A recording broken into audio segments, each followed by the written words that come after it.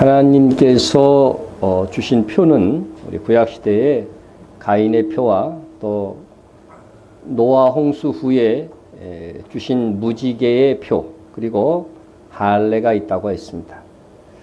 우리가 읽었던 본문 요한계시록 13장 16절에서 18절에 있는 표는 갑자기 등장한 것이 아니라 하나님께서 주신 표를 흉내내는 마귀의 수작이다 하는 것들을 말씀드리기 위해서 먼저 우리가 하나님이 주신 표에 대해서 우리 생각하고 공부해 보는 것입니다. 그러면 도대체 할례란 무엇인가? 일명 포경수술이라고들 하지만 할례는 오늘날의 위생적인 차원에서 행하는 것이 절대 아니었습니다. 구약시대에 하나님께서 주신 표로서의 할례는 하나님의 백성의 표입니다. 그래서 종교적인 의미가 있는 거예요. 그래서 할례를 행함으로 인해서 남자의 가장 중요한 부위에 살점이 찢어지는 거예요. 잘려나가는 거죠. 그리고 그 가운데에서 피가 흘려집니다. 이러한 과정은 훗날 예수 그리스도께서 찢기시는 살과 흘리시는 피로 인하여서 우리의 죄가 사함을 받고 하나님의 백성이 될 것이라고 하는 예표적인 흔적이고 그것이 하나의 또한 예언이 되는 것입니다. 이처럼 할례는 오늘날 건강과 위생으로 행해지는 포경수술과 그 행위 자체, 그것은 똑같을지 몰라도 그 의미는 전혀 다른 것이었다는 겁니다. 구약시대의 이스라엘 백성에게 할례는 분명히 하나님의 백성의 표로 받는 하나의 의식, 하나님의 백성임을 인정하고 믿음으로 받아들이는 의식이었다는 거죠. 그런데 왜 오늘날 우리는 하나님의 백성인데 더 이상 할례를 행하지 않고 있을까? 이는 성령과 사도들에 의해서 확정이 된 것입니다. 이것은 구약시대에만 행하는 것이라는 것이죠. 그래서 신약성의 사도행전을 보면 바울과 바나바가 안디옥 교회에 있을 때 이런 일이 생겨버렸습니다. 어떤 사람들이 유대로부터 내려와서 형제들을 가르치되 너희가 모세의 법대로 할례를 받지 아니하면 능히 구원을 받지 못하리라. 여러분, 예수 믿는 이유 중에 가장 큰 이유가 뭐예요? 구원이죠, 구원. 여러분 열심히 믿어도 구원 못 받아요. 죽어서 천국 못 가요. 그러면은 나오겠어요, 여기? 어차피 천국 못 갈 건데 하나도 안 나올 것입니다.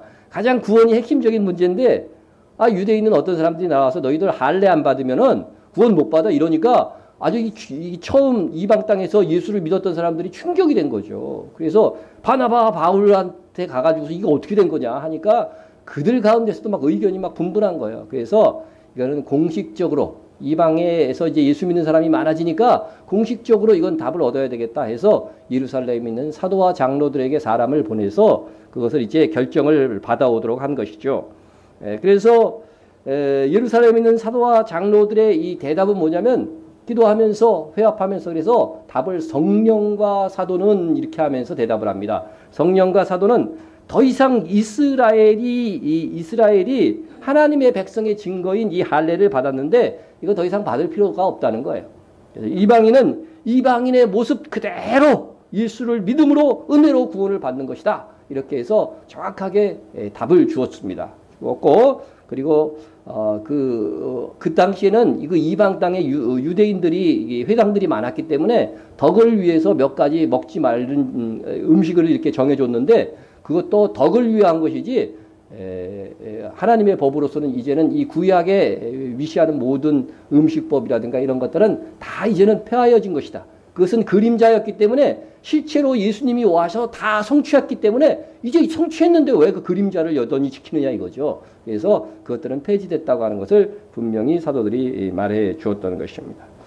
그래서 이제 신약시대에는 더 이상 할례를 우리가 행하지 않고 있는데 다만 오늘날 하나님의 구원의 표가 할례가 아닌 다른 것이 있어요. 다른 것이 있는데 그것은 이제 오늘날은 우리가 무엇을 하나님의 백성의 표로 삼고 있느냐 그것에 대해서는 다음 주에 말씀을 나누기로 하고 그런데 성경에도 없는 여성 할례를 오늘날까지 상당히 많은 나라에서 지금 이것을 행하고 있다고 하는 사실입니다.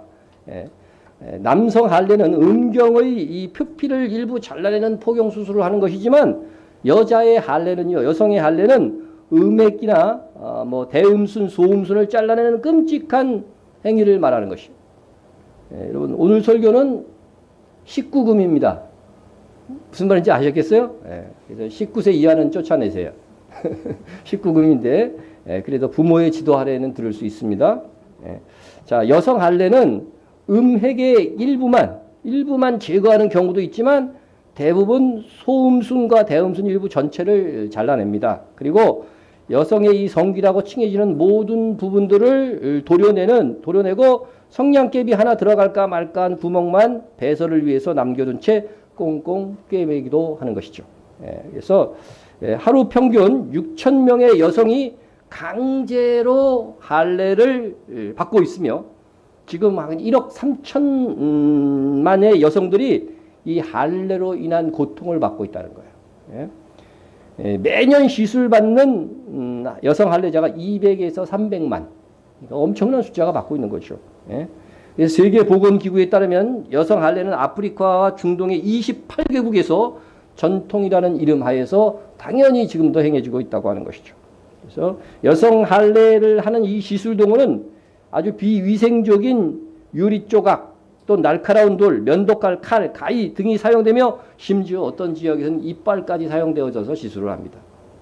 이것들은 소독도 하지 않고 마취도 전혀 하지 않은 상태에서 의식을 행한다고 합니다. 때문에 할례 의식을 치르는 아이들의 70% 이상이 과다출혈, 감염, 쇼크로 사망해 하는 경우들도 있다고 하는 것이고 이에 30% 정도의 사망률을 보이는 나라까지 있어요. 그래서 이건 참 끔찍한 일이죠. 정말 이 아이들에게 정말 이거는 인격 침해죠. 어린 아이임에도. 그래서 이렇게 이제 행하는 사진들을 찾아보니까 요 완전히 여기서는 이제 여성 할례를 단체로 이렇게 행하는 것 같은데 이것을 행하는 아줌마의 그 이빨에 웃는 모습을 한번 보세요. 어떻게 이런 일을 하면서 웃을 수 있는지. 예, 그래서 이 살아남은 이 아이들도 만성적인 후유증으로 감염이나 반복되는 출혈, 또 우울증이나 정신 이상 등 육체적 정신적 피해가 오기도 하고 성교 시 통증과 성적 불감증을 동반하는 경우들도 많이 있다는 것이죠. 그래서 할례를 치르는 아이들은 고작 4살에서 12살 어린 여자아이들이고 할례 의식을 치른 후 진정한 여자로 거듭난다고 하는 말도 안 되는 그런 것을 믿고 있다고 하는 것입니다. 그래서 여성 할례는 전통이 아닌 살인의 인습이 될 수 있는 아주 위험한 것이에요. 그래서 웬만한 병들도요, 이렇게 막, 병에 걸리면요, 사망 확률이 그렇게 암 같은 것들도 요새는 뭐 10% 이하 막 이렇게 떨어지는 것들도 많이 있는데 이런 것들은 어느 나라에서 무려 사망률이 30%가 된다는 것은 끔찍한 일이 아니에요. 자, 그리고 이제 이에서 유럽에 이제 난민 신청하는 것이 많이 있는데 이렇게 난민 신청을 하는 국가 중에서 이렇게 여성 할례를 행하는 국가가 있잖아요. 그 나라에서 유럽에 난민 신청을 하는데 난민 신청 이유가 71%가 이 여성 할례 때문에 이 나라에서 못 살겠다고 하고서 난민을 신청하는 거예요. 그러니까 정말 이 여성 할례가 얼마나 여성들에게 끔찍한 거면은 이것 때문에 자기의 조국을 떠나려고 하느냐 이거죠. 그 정도라고 하는 거죠. 그 정도라는 거죠. 그럼에도 이렇게 여성 할례를 전통의 이름으로 시행하는 이유는 이게 부족의 어떤 그 결속을 다지는 수단이 되기도 하고 뭐 인내력을 시험하는 수단이라고도 하고 또 여성의 성기가 여성의 이 성감되기 때문에 뭐 소말리아 뭐 이런 데서는 아주 여성의 다리 사이에는 음흉한 귀신 같은 것들이 있다 그래가지고서 이것을 도려내서 정적 느낌을 못 갖게 하는 거죠. 남자들 지들은 다 하면서 못 갖게 해가지고서 무감각하게 만들어 놓는 거죠. 그래서 그래가 가장 큰 문제는요. 이렇게 수술을 하고서 꼬매는 거예요. 꼬매는데 아주 제가 말했지만 아주 작은 구멍, 성냥개비고 하나 정도에만 이렇게 꼬매고 그러니까 소변을 볼 때 소변이 쾌변이 안 되는 거죠. 10분 이상 걸린대요. 소변 보는데. 찔끔찔끔 나와야 되니까. 그리고 생리를 제대로 배출되지 않아서 끝없는 배앓이에 평생을 시달리는 거예요. 시달리는 것입니다. 이러한 여성 할례는 성경에도 없는 것이고 하나님의 백성의 표가 절대로 아닙니다. 성경은 그 가정의 남자가 할례를 받으면 대표성의 원리에 의해서 그 가족 여자들은 자동으로 하나님의 백성으로 인정되는 것으로 구약시대는 행한 것이죠. 그러나 진정한 할례, 마음의 할례는 남자나 여자나 모두 받아야 된다. 모두 받아야 된다는 것이죠.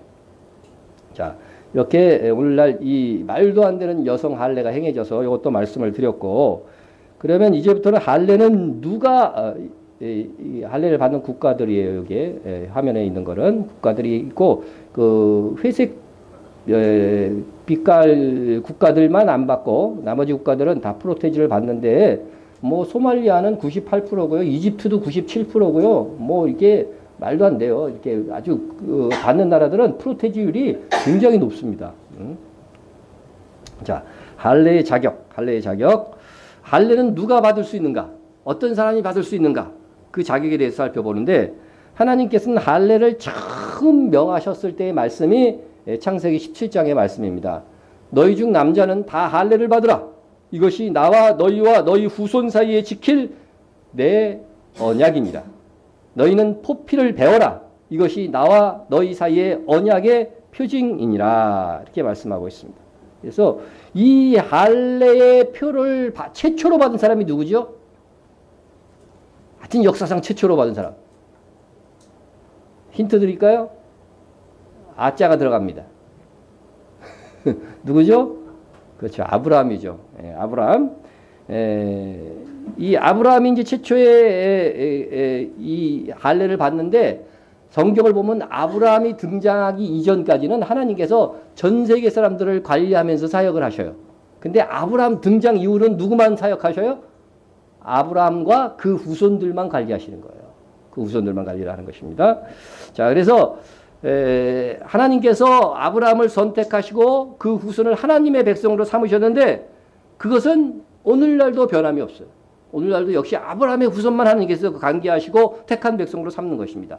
세상을 관리하지 않는다는 말이 아니라, 하나님께서 택하여 구원한 사람들은 아브라함의 후손 중에서만, 아브라함의 후손 중에서만 항상 하나님께서 구원을 하시는 것이죠.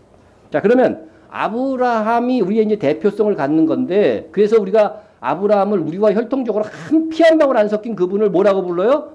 믿음의 조상이라는 거죠. 네? 세상 사람들은 당근이라고 그러는데 우리는 누구라고 그래요? 우린 죽어도 아브라함이에요. 아브라함. 자, 그러면 아브라함을 왜 조상이라고 그러냐면은 이것 때문에 그래요. 이제 아브라함의 후손은 하나님의 백성이라고 하는 말과 똑같은 말이에요. 그 이유는 아브라함이 여호와를 믿으니 여호와께서 이를 그의 뭐로 여기시고? 의로 여기시고. 네. 여러분, 천국에 들어가는 유일한 기준은 뭐예요? 하나님의 말씀 앞에 죄 짓지 않는 의로운 자여야 되는 거죠. 그런데 아브라함이 여호와를 믿으니 여호와께서 이를 그의 의로 여기시고 천국 들어갈 자격을 얻은 것이죠. 무엇으로 얻었어요? 아브라함이 무엇으로 의를 얻었습니까? 그렇죠. 믿음으로 얻었어요. 믿음으로. 어떤 사람이 의롭다고 할 경우에 그 사람의 행동을 보고 우리는 결정하죠. 그렇죠? 아, 저 사람 행동하는 걸 보니까 참 의로운 사람이야. 이렇게 결정을 하는데, 아브라함은 무슨 행위가 아닌 여호와를 믿었는데 그것을 의로 여겼다는 것입니다. 우리가 믿음으로 의롭게 된다는 말을 하도 교회 다니면서 들어서 그렇지, 예수 안 믿는 사람이 듣기에는요, 행함으로 의롭다고 받는 것이 정상이지 어떻게 믿음으로 의롭게 되느냐, 이거 이상한 말인 거예요. 이상한 말인 거죠. 예? 그러나 하나님께서는 인간이 행함으로 의롭게 될 수 없다는 것을 아십니다. 도 닦아갖고 의롭고 아주 도인이 되고 뭐 열반의 경지에 들고, 이거는 성경에서 말하는 진리와는 전혀 상반된 말. 하나님이 그건 불가능하다고 해요. 인간은 아무리 도 닦아도요, 죄를 다 극복할 수가 없어요. 하나님이 말씀하셨는데 다른 종교에서는 도 닦아서 거기 갈 수 있다는 거예요. 그 경지에. 이게 뭐예요? 속이는 거예요. 겉보기는 아주 정말 고상한 지식 같지만 사실은 아니라는 거죠. 예? 행함으로는 의롭게 얻을 수 없어요. 의를 얻을 수 없어요. 그래서 하나님께서 무슨 의? 믿음으로 얻는 의의 길을 여신 겁니다. 그래서 아브라함을 통해서, 그리고 아브라함의 후손 곧 예수 그리스도를 통해서 이 의를 너희에게 주겠다고 하는 거예요. 그러면 죄진 사람이 의를 얻기 위해서는 어떻게 해야 돼요? 죄값을 치러야 되는 거죠. 그죠? 죄값을 치르지 아니하고는, 교도소 가다 오지 않고는 어떻게 그 사람이 의롭다 할 수 있어요. 그래서 죄값을 누구에게 지우는 거예요? 예수 그리스도께 지우는 거죠. 그래서 예수 그리스도를 믿음으로 인해서 의로워지는 그 길을 아브라함 때부터 하나님은 이미 계획하신 거라는 거예요. 그래서 따라서 할례는요, 믿음을 조건으로 하는 거예요. 믿지 않는 자가 할례를 받으면 아무 소용이 없는 거죠. 예?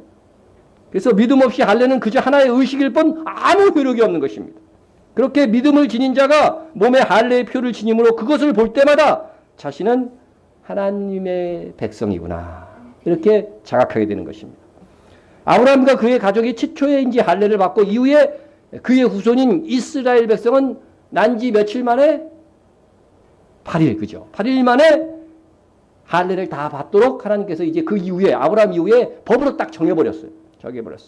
근데 왜 난지 8일 만이냐? 아시죠? 왜 난지 8일 만인 거 아시죠? 예, 그래도 또 처음 듣는 분이 있기 때문에 말씀을 드립니다. 난지 8일이 되면은요, 아기가 통증을 거의 안 느낀대요. 이 살갗을 잘라도요, 아이는 통증을 안 느끼는 거예요.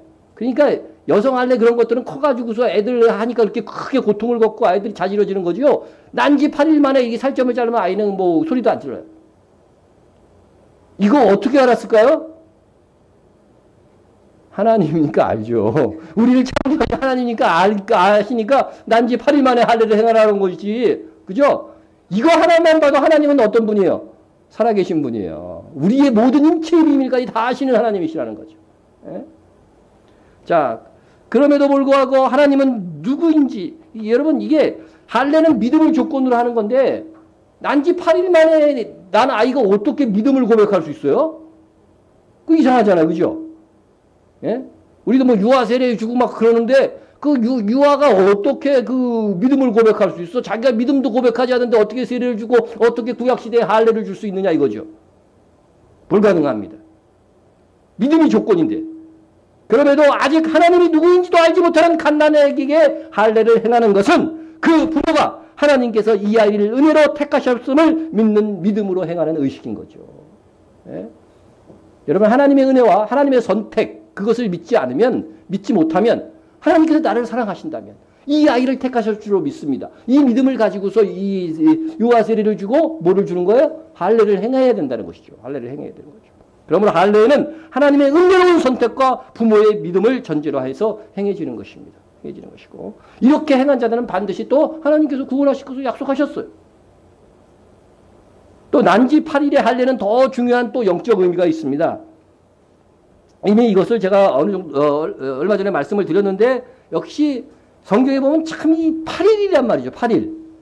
예? 6월절로 시작되는 무교절 절기가 총 며칠이라고요? 8일. 초막절 절기가 총 며칠이에요? 8일. 예? 할례가 며칠 만에? 난지 8일 만에. 왜 8일일까요? 예? 8이 뭘 가리킨다고 그랬어요 도대체? 예? 여러분 일주일이 7일이잖아요.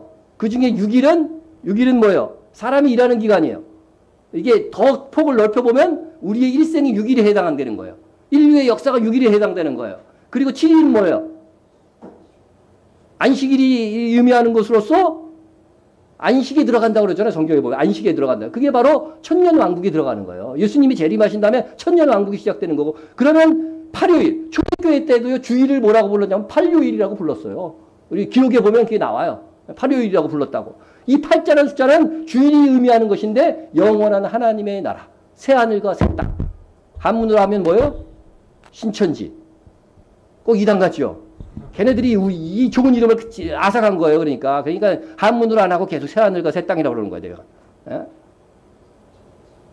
여러분 하나님께서 8일째 할례를 받게 하신 것은 구원의 완전한 성취는 할례가 의미하는 것은 하나님의 백성이니까 구원받는다는 거잖아요. 이 사람은 이 구원의 완전한 성취는 8요일로 부르는 주일에 예수 그리스도의 부활로 일차적으로 완성되고 바로 예수 그리스도께서 오신 다음에 새 하늘과 새 땅으로 성취될 것을 예언하기 위함인 거예요.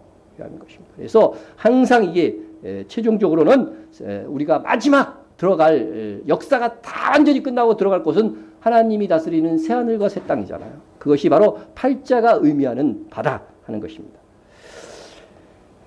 이러한 중국이 무슨 숫자를 제일 좋아해요? 8자. 그죠? 그래서 중국에서 뭐 올림픽 할 때 뭐 무슨 8일 8시 8분 뭐 이렇게 8초 그때 이렇게 하잖아요. 근데 중국의 한문도 그렇고요. 이게 조금 영적인 게 있는 것 같아요. 8자를 좋아하는 걸 보면. 자, 어쨌든 이러한 할례의 의미와 성격은 그 할례는 구약 시대 가장 그 대표적인 하나님의 백성의 표였다는 것이죠. 그래서 구약 시대에는 이방인이 하나님을 믿고자 한다면 반드시 이스라엘 사람으로 귀화해야 돼요. 귀화해야 돼요. 뭐를 받고 대신 귀화한다는 증거로 뭘 받냐면 할례를 받는 거예요. 할례. 그러니까 할례를 받지 않고는 구원받을 길이 열려 있지 않았어요. 예? 당시 이방 땅에서 우연히 지나가다가 사람이 딱 만났는데 둘 다 하나님 믿는다는 거야. 근데 이 사람이 사업상 사기를 치는 것 같아. 예? 그러면은 너 진짜 하나님의 백성이냐 아니냐 확인하려면 어떻게 해야 돼요? 어떻게 해야 돼요? 바지를 내리고 화장실 가서 확인을 해야 되는 거죠. 확인을 해야 되는 거죠. 예? 이렇게 아브라함의 후손들에게 이 할례는 하나님을 믿는다는 표요 증거가 되는 것입니다. 증거가 되는 것입니다. 모세가 하나님의 부르심을 받고 이제 가족과 함께 애굽 땅으로 갑니다. 이제 이스라엘을 출애굽시켜라. 애굽 땅에서 노예로 있는데 출애굽시켜라. 그 사명을 모세에게 맡겨서 하나님께서 모세를 애굽으로 보내는 거예요. 근데 애굽으로 가는 길에 이제 이게 길이 뭐니까요? 숙소에 있었는데 갑자기 그 숙소에서 하나님께서 여호와께서 나타나셔서요. 모세를 막 죽이려고 하는 거예요. 죽이려고 하는 거죠. 예? 하나님께서 사명자로 불러서 지금 쓰시고자 보냈는데 갑자기 길의 숙소에서 모세를 죽이려고 하는 거예요. 진짜로 죽이려고 했을까요? 예? 진짜는 아니겠죠. 그렇지 않으면 부르지도 않았겠죠. 모세를. 그런데 이 이스라엘의 지도자로 불렀던 모세를 길의 숙소에서 중간에서 죽이려고 하시는 이것을 통해서 하나님께서 무슨 교훈을 지금 주시는 겁니다. 근데 여호와께서 이제 모세를 죽이려는 것을 그의 가족들이 다 보는 거예요. 특별히 이제 그의 아내가 이름이 뭐냐면은 모세의 아내 이름이 이것까지 아는 사람은 아주 성경을 잘 읽은 사람이에요. 십보라. 그죠? 십보라. 그러자 그것을 본 모세의 아내. 모세가 거의 막 그냥 하나님, 여호와 하나님, 여호와를 만났다고 그랬는데 이때 나온 여호와는 누굴까요? 구약 시대에 나타난 예수님으로 봐야 돼요. 왜냐하면 구약 시대에 나타난 여호와 중에 보이지 않는 하나님은 아버지 하나님이에요. 그러나 이 땅에 형상으로 나타나셨던 하나님은 바로 예수님이라고 하는 것이죠. 그래서 그러지 이제 그 아내 십보라가 이제 그 장면을 보고 어떻게 했냐면 십보라가 돌칼을 가져다가 그 아들의 포피를 베어 그의 발에 갖다 대며 이르되 당신은 참으로 내게 피난 편이로다 하니 여호와께서 그를 놓아 주시니라. 그때 십보라가 피난 편이라 하면 할례 때문이었더라. 여호와께서 모세를 죽이려고 했던 것은 뭐 때문이었다고요? 할례 때문이었다는 것이죠. 그래서 할례는 하나님의 백성의 표인데 하나님의 백성이 지도자가 될 모세가 지금 정작 자기 아들에게는 뭘 안 한 거예요? 할례를 행하지 않았던 것이죠. 예? 이것은 하나님께 묵과할 수 없는 일이었어요. 여기서 이제 아들이 단수로 기록되었던 것들은 아마 둘째 아들, 모세에게 2명의 아들이 있었거든요. 둘째 아들이 할례를 받지 않은 것. 그러니까 첫째 아들은 할례를 받았지만 둘째 아들이 할례를 받지 않은 것으로 보이는데 그러면 왜 모세의 둘째 아들이 할례를 받지 않았을까? 그것은 성경에 정확하게 안 나와 있어서 모릅니다. 모르지만 충분히 추측이 가능합니다. 자, 모세가 첫째 아들을 낳고 아브라함의 후손이기 때문에 난지 8일 만에 할례를 행하였을 것입니다. 그런데 둘째 아들을 낳고선 이 첫째 아들이 이 할례를 행하는 것을 보니까 막 살점을 난지 8일밖에 안 된 애를 살점을 잘라내고 피를 내고 막 이런 일들을 한다는 거죠. 이게 너무 끔찍한 거죠. 그래서 이방인이나 아내는 이거 이해하기가 좀 힘들었던 거예요. 그러니까 막 거절을 하는 거죠. 예? 여러분 여자가 한번 고집 피우면 골치 아픕니다. 공감하십니까? 아멘 한 사람만 하네. 공감 안 되는 모양입니다. 좋은 일입니다. 하여튼 대체로 아내가 고집 피우면요 아주 골치 아픕니다. 골치 아파요. 예? 그래서 거기에다가 모세는 처가살이를 하고 있었어요. 처가살이를. 예? 모세가 처가살이를 40년째 하고 있었는데 장인의 양떼를 치고 있었다고 돼 있어요. 여러분 야곱도 처가살이를 20년 했어요. 근데 20년 했을 때는요 거부가 돼서 나왔어. 자기 챙길 거 다 챙긴 거죠. 그러니까 모세는 무슨 물욕이 없었다든가 하여간 40년 어쨌든 이후에 어쨌든 처가살이 40년 해도 자기 재산이 없고 장인의 양떼를 치는 그런 신세였다는 거죠. 예? 자 그러면은 그 처갓집의 아내의 이 발언권이 쓸까요 안 쓸까요? 세겠죠. 세겠어요. 그게 둘째는 이게 할래 안 돼, 안 돼 이렇게 하다 보니까 모세도 약간 밀리는 거지 힘에서 밀릴 수밖에 없는 거죠. 예? 그러나 이것도 죄예요, 아니에요? 예. 하나님의 말보다 아내의 말을 더 위에다 둔 거죠. 이것도 안 되는 거. 이것도 우상이에요, 하나의 우상입니다. 예? 그래서 모세가 사명의 길을 가고 있는데 하나님의 백성의 표를 어떻게 안 할 수 있느냐요, 자기 자식이. 아들을 안 한 거, 자기는 했지만 아들을 안 한 거는요, 내 권위 아래 누가 있는 거예요? 아이가 있는 거잖아요. 미성년자 때는 아이가 있는데, 그러면 그 할례는 내가 하지 않은 거나 다름이 없어요. 그러니까 하나님께서 이 모세를 치신 거죠. 예? 자, 그러면 모세가 막 죽어가려고 하자 모세의 아내는 그것이 어떻게 자기가 둘째 아들의 할례를 막은 것 때문에 이렇게 된 것이라는 그 이유를 어떻게 알았을까? 어떻게 알았을까? 아마도 여호와 하나님께서 모세를 죽이려고 하면서 모세가 저를 갑자기 왜 죽이시려고 하십니까? 그랬을 때 여호와 하나님이 하시는 말씀을 들었을 수도 있고 또 십보라의 마음속에 그런 감동을 주셨을 수도 있어요. 하나님께서.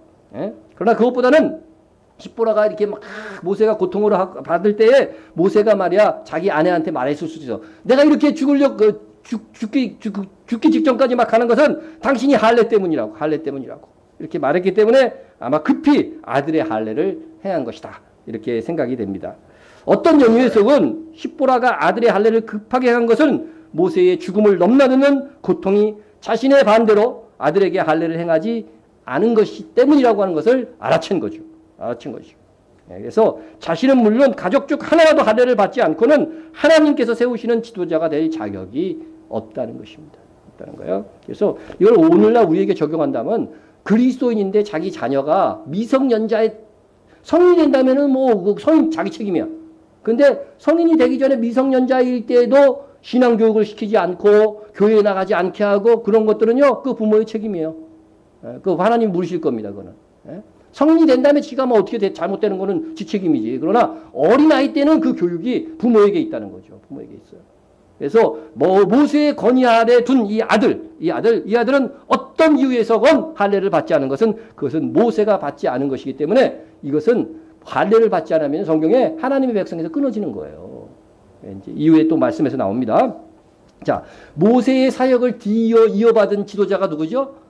여호수아. 여호수아 출애굽의 지도자는 모세였지만은 이제 가나안 땅에 들어가는 그 목적지에 들어갈 때에 그 40년 후의 지도자는 여호수아였단 말이죠.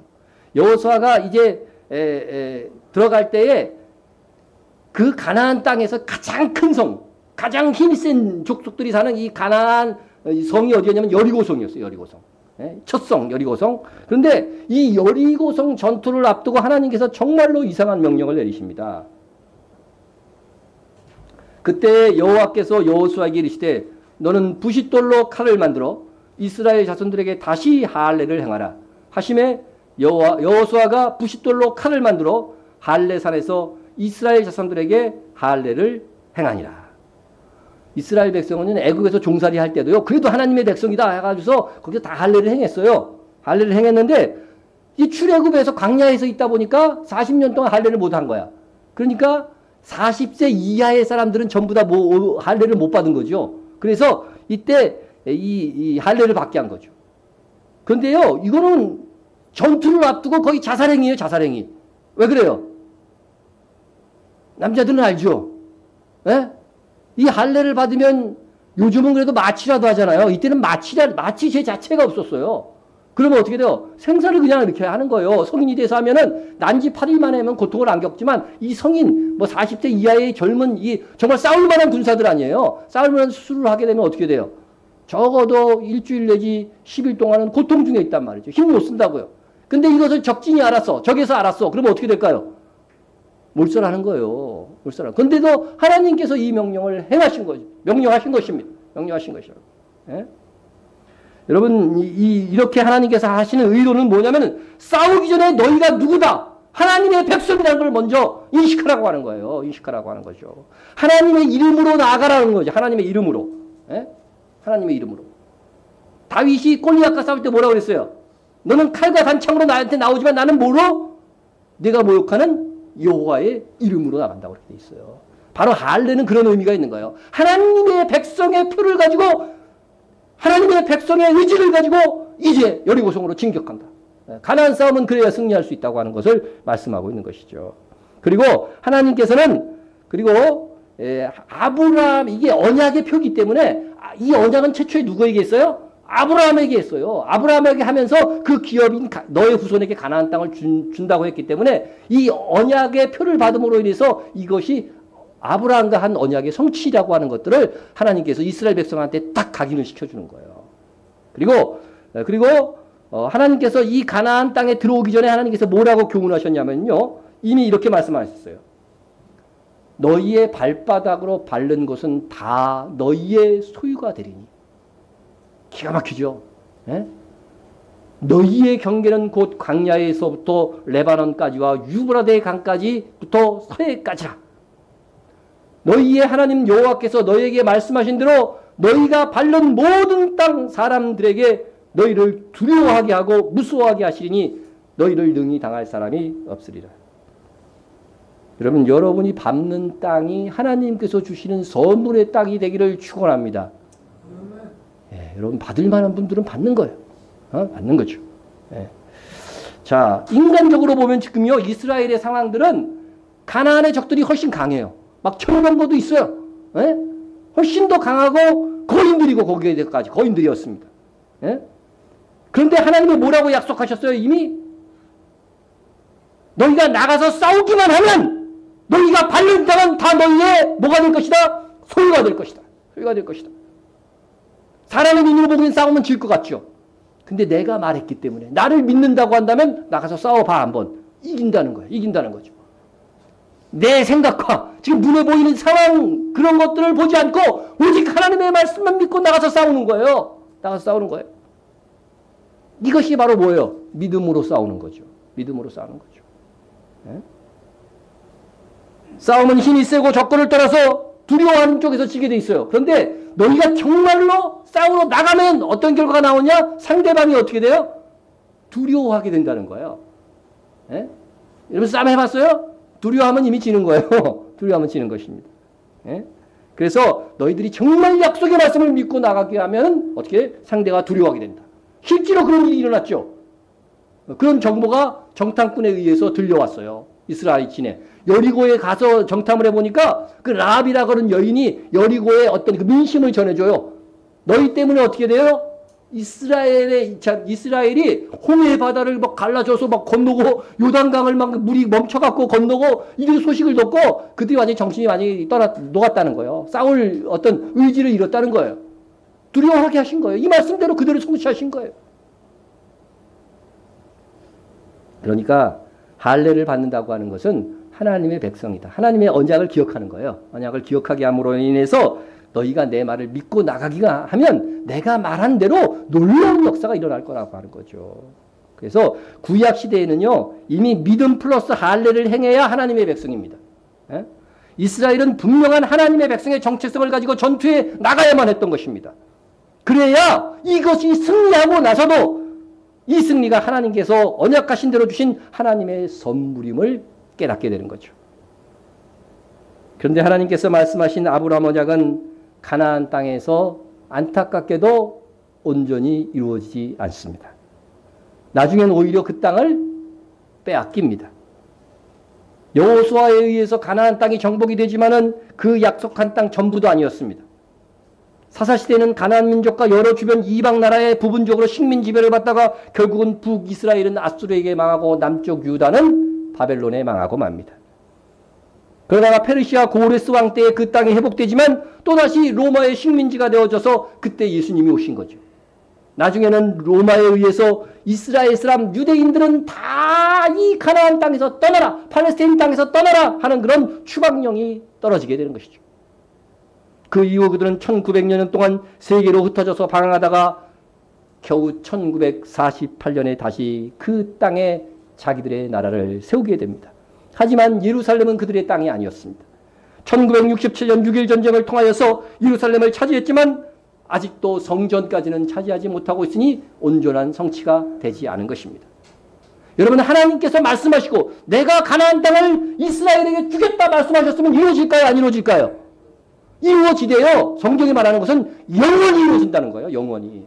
그런데 이루어진 것처럼 보였는데 안 이루어지고, 이루어진 것처럼 했는데 그 땅에서 이스라엘이 안식을 누리지 못하고, 이게 왜 그러느냐 하는 거죠. 왜? 예? 하나님의 약속은 영원히 이루어지는 거예요. 중간에 차단되는 게 아니에요. 우리의 구원은 한 번 믿으면 영원한 구원이에요. 그런데 왜 자꾸 중간에 이스라엘의 이 실패가 나타나느냐 하는 것이죠.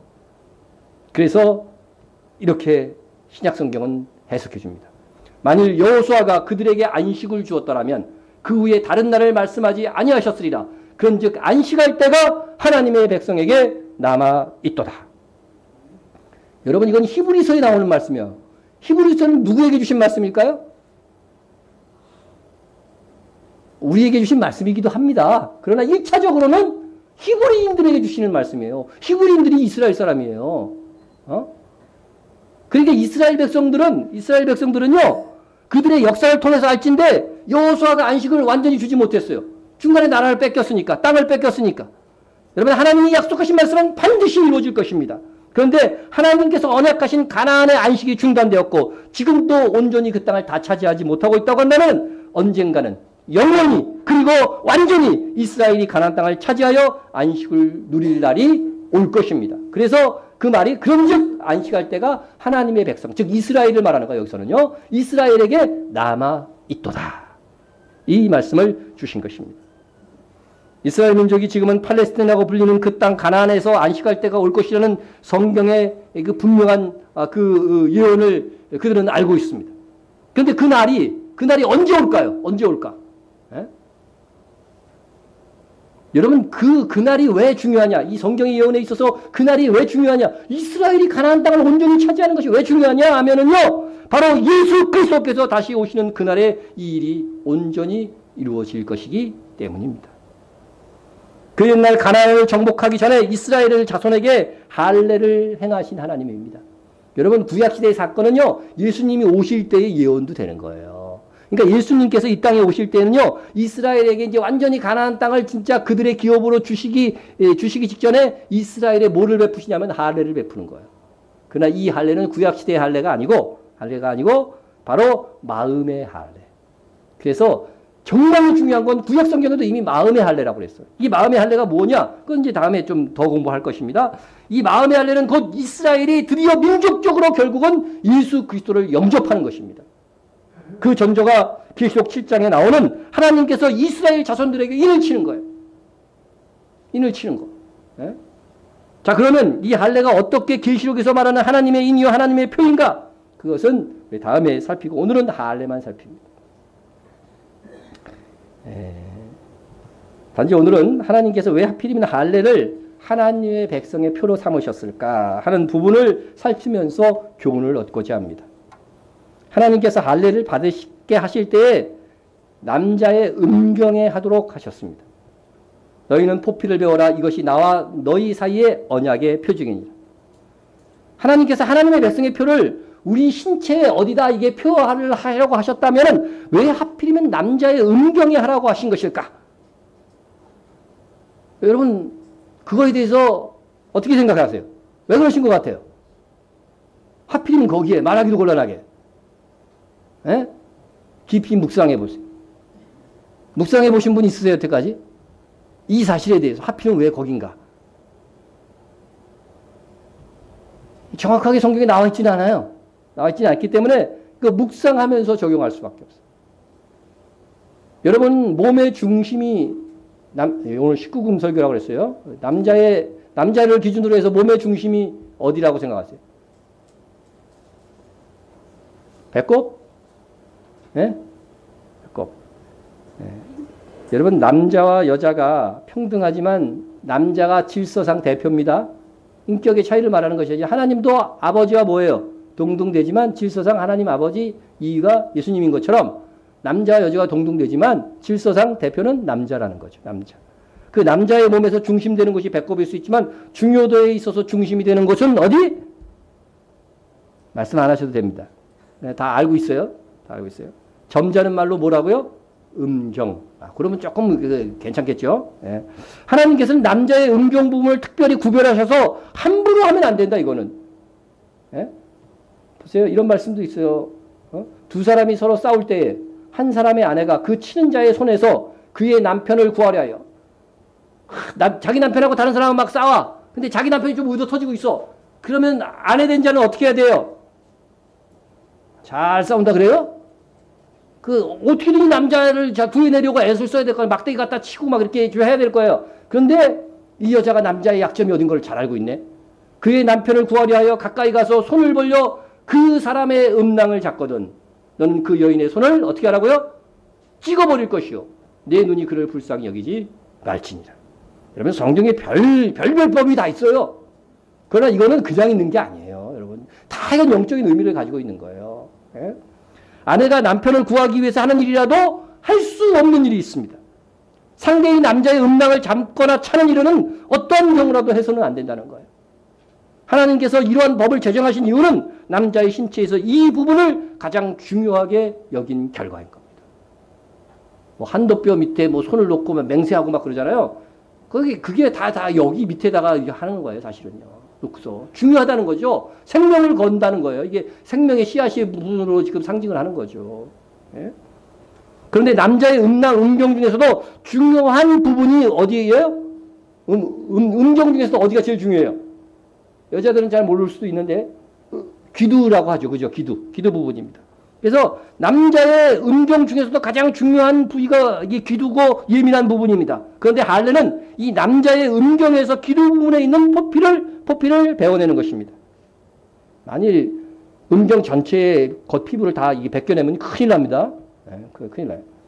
자, 오늘 19금이기 때문에 예민한 눈을 가리고 있던지, 네, 자, 이 할례 전에 이렇게 회색으로 이렇게 보이는 부분이 이게 이제 표피 부분이에요. 음경에. 네, 표피 부분인데 그 부분을 이게 돌아가면서 어떻게 돼요? 잘라내는 거죠.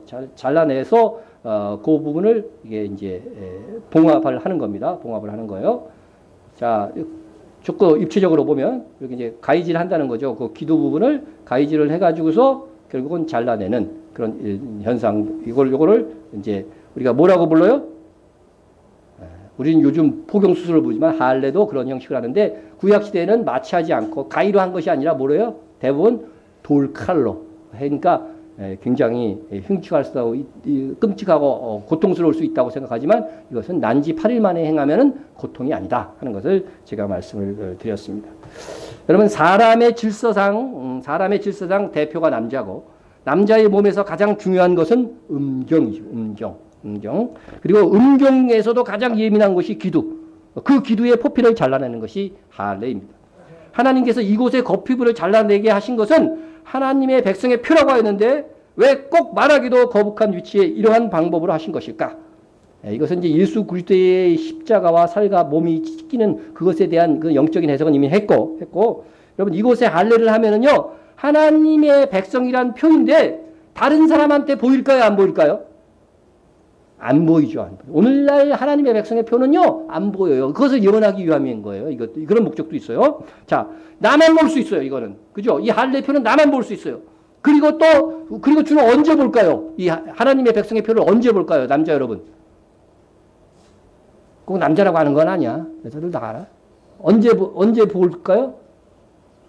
소변 볼 때. 그렇지. 소변 볼 때 제일 많이 보죠. 소변 볼 때. 자, 그런데 이건 남자만 보면 안 되는 거예요. 남자가 대표로 받았기 때문에. 그죠? 그러면은, 남자와 여자가 함께 할례의 표를 볼 때가 있어요. 언제일까요? 대답하지 마세요. 언제인지 다 아십니다. 여러분, 그때에 이스라엘은 하나님의 백성임을 기억하라는 거예요. 하나님이 참, 좀 이상하신 분이긴 해요. 가장 신성하고 가장 엄밀한 시간에 보게 될 겁니다. 그래서 그때에도 뭘 기억하라는 거야? 너 하나님의 백성이야. 그걸 기억하래요. 그 순간에. 그러나 남자가 음탕한 짓을 하거나 음행할 때도 어떻게 해요? 보게 돼요? 안 보게 돼요? 보게 되죠. 보게 됩니다. 그때에 할례의 흔적을 보게 된다면 이게 하나님의 백성의 표인데 이런 음탕한 짓 하면 안 되지. 안 되지. 할례를 펴고 할례의 이 표를 보고 하나님의 백성이라는 인식을 하게 되면 어떻게 돼요? 그때라도 돌이키고 그 거룩함을 지키라는 거죠. 지키라는 겁니다. 여러분 믿든지 믿지 않든지 사람의 죄성의 근본은 뭐냐면요. 음행입니다. 성경에서 죄의 목록을 보면 맨 앞에 오는 것이 뭐냐면은 음행, 음란이에요. 예? 보십시다. 육체의 일은 분명하니 곧 뭐와? 음행과 더러운 것과 호색과 앞에 세 부분이 다 성적인 얘기를 하는 거예요. 우상숭배와 주술과 원수 맺는 것과 분쟁과 시기와 분노과 당직는 것과 분열함과 이단과 투기와 술 취함과 방탕함과 그와 같은 것들이라 이게 다 죄의 목록들을 열거하지만 맨 앞에 음행이 나와요. 음악이 나와요. 그러므로 땅에 있는 지체를 죽이라. 땅에 있는 지체가 뭐예요? 곧 음란과 부정과 이것도 성적인 것을 얘기하는 거예요. 예? 사욕과 악한 정욕과 탐심이니 탐심은 우상숭배니라. 또 한 절만 더 봅시다. 너희가 음란과 정욕과 술 취함과 방탕과 향락과 모호한 우상숭배를 하여 이방인의 뜻을 따라 행한 것은 지나간 때로 족하도다. 여러분 음란한 짓들은 예수 믿기 전으로 족하다는 거예요. 예? 이 모든 죄의 목록에 역시 베드로 전서에서도 뭐라고요? 음란 정욕을 얘기하고 있어요. 이상 모든 구절에서 음행과 음란이 죄의 목록 중에 가장 앞에 옵니다. 이는 가장 원초적이고 근본적인 죄가 뭐다? 음행이라는 거예요. 이런 세상 남자들이 사고 치는 걸 보면 대부분 성적인 것이 대다수예요. 여러분들 뉴스를 자주 듣는 분들은 매일 그 뉴스가 끊일 날이 없죠. 뭐 대통령에서 시작해가지고서 뭐 장관이고 뭐고 배운 학자고 교수고 뭐고 없어. 어떻게 이런 죄가 그냥 일주일이 멀다 하고 안 들을 날이 없어요.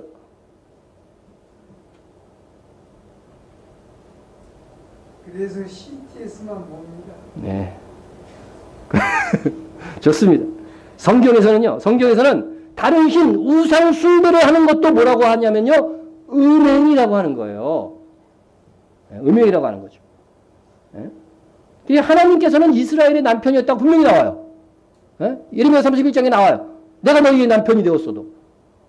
하나님이 남편인데 어떻게 했다는 거예요? 이스라엘이 하나님 외에 다른 우상을 숭배하면 그게 뭐가 된다는 거예요? 그게 음행이라는 거예요. 우리 신랑이 예수님에도 불구하고 동시에 다른 신을 의지하고 돈을 더 사랑하고 이것은 하나님의 질투를 불러일으키는 뭐라고요? 음행이라는 겁니다. 너를 위하여 새긴 우상을 만들지 말고 그것들에 절하지도 말며 그것들을 섬기지도 말라. 나 내 하나님 여호와는 질투하는 하나님인즉 나를 미워하는 자의 죄를 갚되 아버지로부터 아들에게 3, 4대까지 이르게 하거니와. 여러분 십계명을 잘 보세요. 십계명은 상과 벌에 의해서 세 종류로 나눌 수 있는데 그냥 계명을 지켜야 한다는 말씀만 있는 거예요. 예? 살인하지 마라. 간음하지 마라. 도둑질하지 마라. 그냥 말씀하고 끝나요. 계명이. 예? 상과 벌에 대한 이야기가 없어요. 그리고 둘째로는 그 계명을 말씀하고 상을 약속하는 계명이 있어요. 몇 계명일까요? 약속 있는 첫 계명이니 5계명이죠. 그죠? 내 부모를 어떻게 하라? 공경하라. 공경하라. 그리하면 여호와께서 내게 준 땅에서 내 생명이 길리라. 다른 계명에는 이런 것들이 없는데 여기서는 뭐가 있어요? 여러분 땅에서 잘 되고 장수하기를 원하십니까? 별로 아멘들 안 해요. 빨리 죽고 싶으세요? 빨리 죽을지어다. 그것도 아멘 안 하고. 네. 여러분 그냥 장수가 아니라 땅에서 잘 되고 장수하는 거 신약 성경에 그게 해석되어 있어요. 여러분 땅에서 잘 되고 장수하기를 원하십니까? 네. 부모를 공경하세요. 이게 가장 성경적인 장수법이에요. 공경이라는 건 뭐죠? 마음으로부터 진정하게 공경을 해야 된다는 거예요. 네? 네, 그렇게 하면 그렇게 됩니다. 자, 그래서 하여튼 당대에 장수하고 잘 되는 그런 복이 있습니다. 그러나 셋째로서는 유일하게 그 계명을 지킬 때는 상이 있고 안 지킬 때는 벌이 있는 계명이 있어요. 몇 계명이죠? 우리가 방금 읽었던 제2계명입니다. 우상 숭배입니다. 하나님을 믿는다고 하면서 우상을 섬기는 행위. 하나님을 안 믿는 사람에게 주는 계명이 아니에요. 십계명은. 하나님을 믿는다고 하면서도 동시에 뭐를 섬기는 거예요? 우상을 섬기는 사람들은요. 죄를 갚되 아버지로부터 아들에게로 3, 4대까지 이르게 하거니와. 예? 여러분 내 부모를 공경하라고 하는 계명은요. 땅에서 잘 되는 그런 장수의 복은요. 자기가 받는 거예요. 당대에 자기만 받는 거예요. 그렇죠? 그런데 지금 제2 계명은 안 지키면 어떻게 돼요? 당대에 자기만 벌 받는 게 아니라 누구까지? 자기 자손까지 3, 4대에 이르는 벌을 받게 된다는 거예요. 이 10계명 중에서 이렇게 큰 벌이 없는 거죠. 잘못하면 자기만 벌 받아야 되는데 자기의 자식들까지도 벌 받게 하는 것이 이 우상숭배라는 우상숭배. 여러분 하나님을 믿는다면서 우상을 겸하여 의지하고 무당에게로 가서 묻고 이건 자신뿐 아니라 자식들에게 최악의 유산을 물려주는 거예요. 하나님께서 우상 숭배하는 것을 그렇게 싫어하시는 이유는 그것이 바로 영적인 뭐다? 간음이에요. 간음. 여러분 사람과 사람에게 간음하는 것들도 이 성경에 보면 돌로 치라는 계명이 있긴 있어요. 그러나 십계명 안에 있는 건 아니에요. 그냥 간음하지 말라는 말만 있는데 이 십계명 안에서 분명히 명시되어 있는 이 제2계명은요. 정말 이 영적인 간음은요. 이것은 바로 우리의 남편이시며 신랑이신 주 하나님을 질투하게 하는 일로서 하나님이 가장 크게 진노하는 일이기 때문에 3, 4대에 걸쳐서 벌하겠다는 거예요. 이런 벌 이미 진 사람은 어떻게 돼요? 회개하는 수밖에 없어. 회개하면 뭐요? 그리고 나서 계명을 정확하게 잘 지켜나가면 천대의 축복을 약속하고 있어요. 예? 그렇지 않으면 3세대에 이르는 저주가 있을 것입니다. 예? 무당의 자손들을 잘 살피시면 이미 그렇게 받았을 거예요. 예? 여러분 할례는 음행을 할 때 스스로 보라는 거예요. 너는 하나님의 백성인데 하나님을 믿는다고 하면서 음행할 수 있는가? 묻고 돌이키라고 하는 거죠. 이게 근본적인 죄예요. 여기서 자기 양심을 속이면서 하나님의 언약을 기억하게 하는 할례의 이 표를 보면서도 성적인 범죄를 하고 있다고 한다면 이것은 쾌락 사랑하기를 하나님 사랑하기보다 더한 것입니다. 여러분 디모데후서 3장 4절에요. 이 말씀이 있어요. 정말로 마지막 때가 되면은요 쾌락 사랑하기를 하나님보다 더 사랑한다는 거예요. 성도예요. 교회 다녀. 그런데 쾌락을 더 사랑해. 심각한 거죠. 여러분 하나님보다 더 사랑하는 것이 우상이에요. 그래서 성경은 탐심은 우상 숭배니라 그 말씀은 그래서 있는 거죠. 남자의 몸을 대표하고 있는 그곳은 할례의 표가 있었습니다. 그것은 구벌에서 사용해야 됩니다. 그것이 곧 거룩함입니다. 여러분 거룩하다. 뭐 하나님은 거룩하니 너희도 거룩할지어다 하는데 거룩하다는 게 뭐냐? 보세요. 하나님의 뜻은 이것이니 너희의 거룩함이라. 도대체 거룩한 게 뭔가? 그 다음 이제 표현하고 있어요. 말씀에서 한번 잘 보세요. 뭐가 도대체 거룩한 건가? 곧 음란을 버리고 음란을 버리는 거예요. 두 번째는 각각 거룩함과 존귀함으로 자기 아내에 대할 줄을 알고 아내만 그죠? 성적인 대상으로 삼는 거죠. 이게 거룩함이라는 거죠. 하나님을 모르는 이방인과 같이 세욕을 따르지 말고 세욕을 따르는 사람들은요. 하나님을 모르는 이방인과 같은 사람들. 이 일의 분소를 넘어서 형제를 해하지 마라. 여러분 성적인 범죄는 반드시 다른 형제에게 상처와 아픔을 주게 돼 있어요. 그렇죠? 예? 그렇기 때문에 그런 일 하지 말라는 거죠. 여러분 거룩은 다른 말로 하면 구별이라고 했어요. 구별하는 거예요. 이 사랑을 줄 수 있는 대상을 구별해서 그 사람만 사랑하는 거죠. 구별해 놓는 거예요. 근데 아무하고나 막 사랑해. 이게 바로 간음이라 영적인 간음이고 육체적인 간음이 다 그런 거잖아요. 이 구별이 없는 거죠 이게. 여러분 이 말씀이 있는 데살로니가 전서 4장은요. 예수님의 공중강림과 성도의 부활과 휴거의 약속이 있는 장입니다. 그러므로 예수님께서 다시 오실 때 하나님께서 정한 사람에만 이 상대하고 음란을 이긴 자들에게만 그의 거룩함을 인정하겠다고 하는 거예요. 할례는 하나님의 백성의 표입니다. 여러분이 하나님의 백성이라면 음행에 있어서 자기를 지켜야 합니다. 하나님보다 더 사랑하는 것이 있다면 특별한 우상 숭배를 하지 않아도 그것은 음행입니다. 하나님께서는 인간과 인간의 음행보다 영적인 음행을 훨씬 더 큰 죄로 보았습니다. 여러분 하나님은 거룩하시다. 여러분 거룩하다고 하는 것은 다른 말로 하면 또한 깨끗하다는 말입니다. 거룩함의 반대는 더러움이에요. 그래서 더러움. 예. 마지막 때에 거룩한 자는 그대로 거룩하고 더러운 자는 그대로 더러울 것이라고 했습니다. 요한계시록 마지막 장에 이걸 말씀하고 있어요. 불의를 행하는 자는 그대로 불의를 행하고 더러운 자는 그대로 더럽고 의로운 자는 그대로 의를 행하고 거룩한 자는 그대로 거룩하게 하라. 보라 내가 속히 오리니 내가 줄 상이 있어 내게 있어 각 사람에게 그가 행한 대로 갚아주리라. 여러분 세상 사람들이 말씀을 우습게 여기고 동성애니 섹시니 음행이니 유발시킵니다. 온갖 음악과 미디어들이 그것을 유발시키고 있습니다. 세상은 불의를 계속해서 행할 것입니다. 더러운 모습 그대로 더럽게 살아갈 것입니다. 그것을 더럽다고 말하지 않고 오히려 인간에게 주어진 자유라고 말할 것입니다. 불의와 더러움이 당연한 것처럼 되는 세상이 될 것이라고 합니다. 그러나 하나님의 백성의 표, 성령의 내주가 있는 성령으로 인친 사람들은요, 분명히 이것이 양심의 가책으로 다가올 것입니다. 고리타분하다고 말해도 좋습니다. 거룩한 왕따가 되어야 됩니다. 우리는 하나님께서 정한 말씀 밖으로 벗어나면 안 됩니다. 음란하면 안 되고 음행하면 안 됩니다. 하나님께 거룩하게 들어진다는 것은 음행을 이기는 것으로 나타나는 것입니다. 만약 지금까지 우리가 그러지 못했다고 한다면 회개하고 지금부터 거룩하도록 우리의 마음과 몸을 하나님께 내어 드려야 됩니다. 죽을 때까지 이 음행의 욕구들은 사라지지 않습니다. 그러나 이것에 얼마큼 이겼느냐에 따라서 하나님은 우리에게 상 주실 것입니다. 너희 몸을 하나님이 기뻐하시는 거룩한 산제사로 드리라. 이는 너희가 드릴 영적 예배니라. 여러분, 진짜 영적 예배는요, 몸을 드리는 거예요. 몸을 거룩하게 지키는 거예요. 우리 몸에서 할례의 표식이 있는 그것은 거룩하게 사용할 수도 있고 음란하게 사용할 수도 있습니다. 바르게 사용하면 생명이 탄생하지만 잘못 사용하면 불행의 씨앗이 됩니다. 여러분, 거룩하다, 성결하다는 히브리어로 뭐냐면 카다시입니다. 카다시. 예?